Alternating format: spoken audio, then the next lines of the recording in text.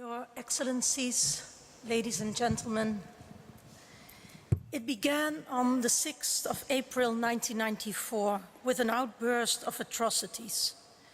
In the months that followed, the world realized that it was witnessing genocide, and the world did nothing to stop it. The facts are there for all to see.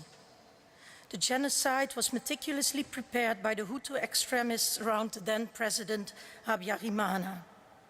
Young thugs received military training and radical schooling in the youth movement Interahamwe. Radio-Télévision Libre de Mille Collines broadcast racist propaganda against the Tutsi, calling them Inyenzi, or cockroaches, in a deliberate attempt to dehumanize, to render them dispensable. Thousands and thousands of machetes were secretly imported and distributed. Secret lists were made of Tutsi and their sympathizers. Houses were marked H or T.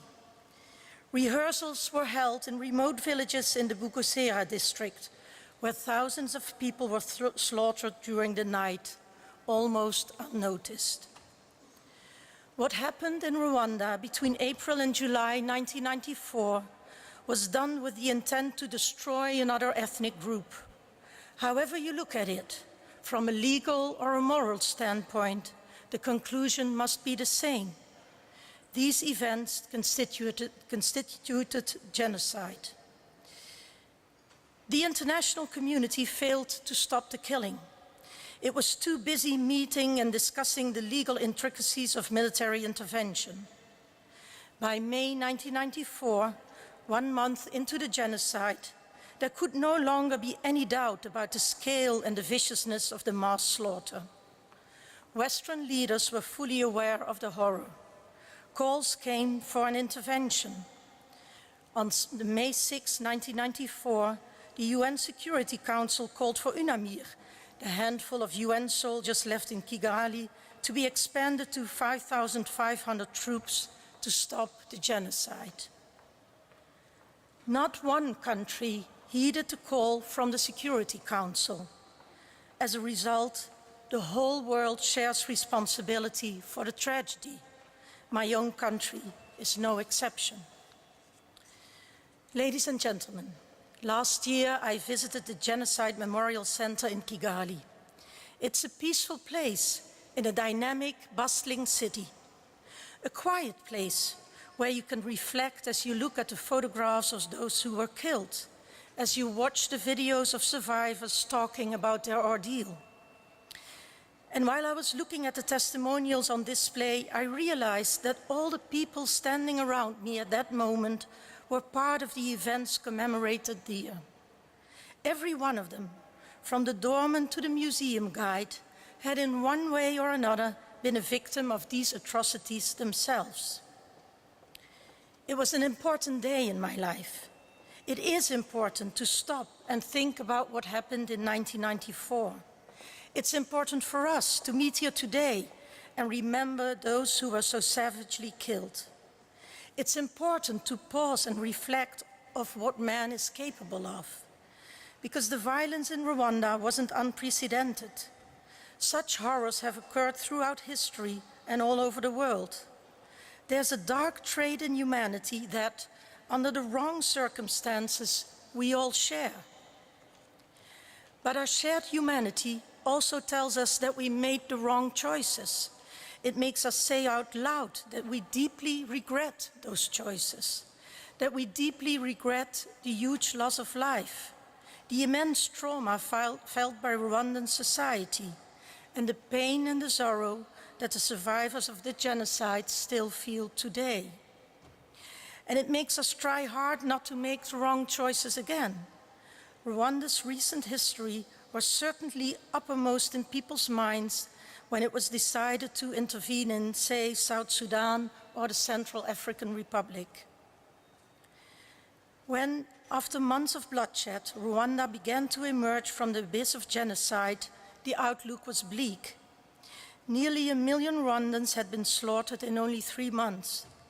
A few million people were living in the camps in Zaire, now Congo, and Tanzania, near the Rwandan borders, still under the control of Hutu extremists.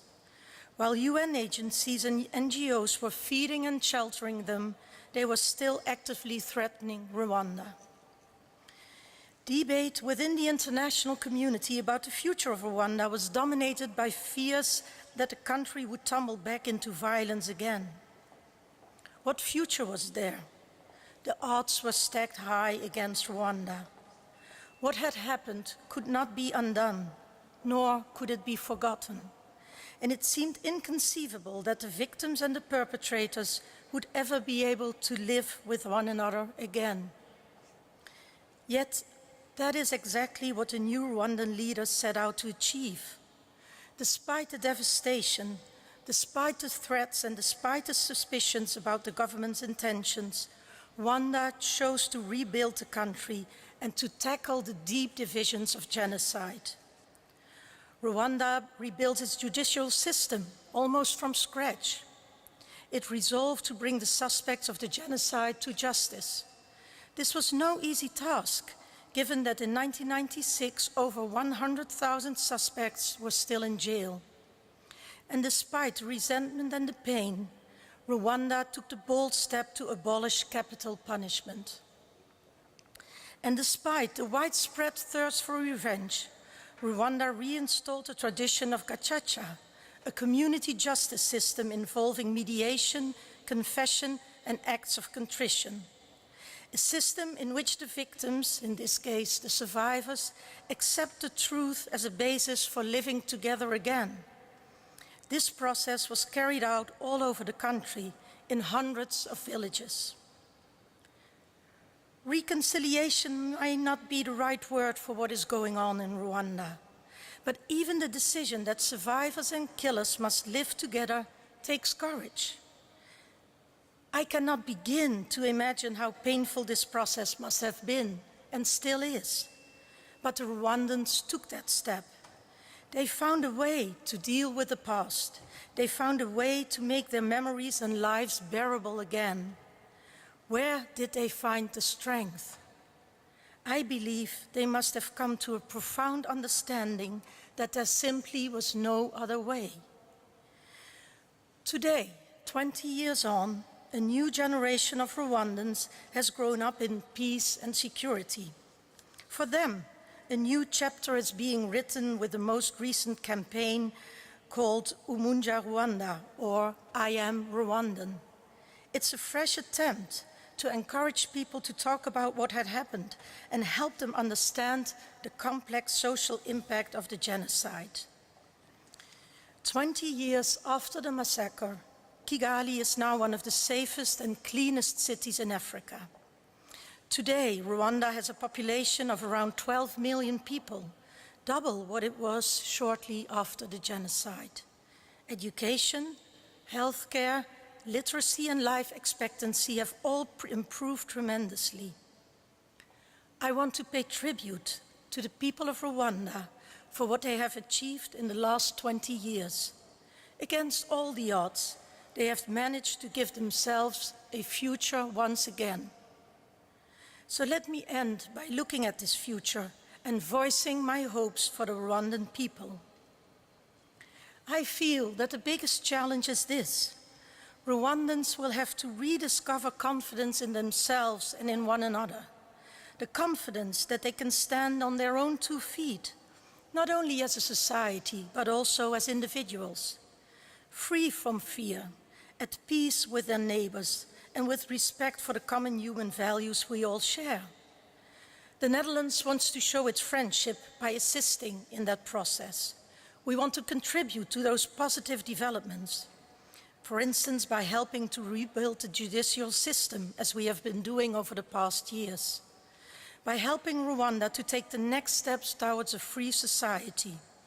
And I want to paraphrase Ambassador Karabaranga, who was quoted this morning in a Dutch newspaper. He said, "In the end, Rwanda wants to move away from dependency and create equal partnerships with friendly countries."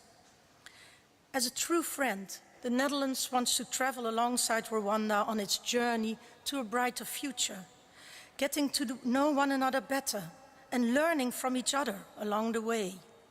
We want to accompany the Rwandans on their quest for greater trust and confidence. It's a challenge, but Rwanda has met bigger ones in the recent past.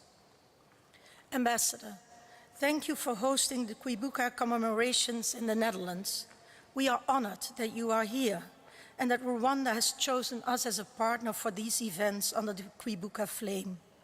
The flame that symbolizes remembrance, as well as the resilience and the courage of the Rwandans over the past 20 years.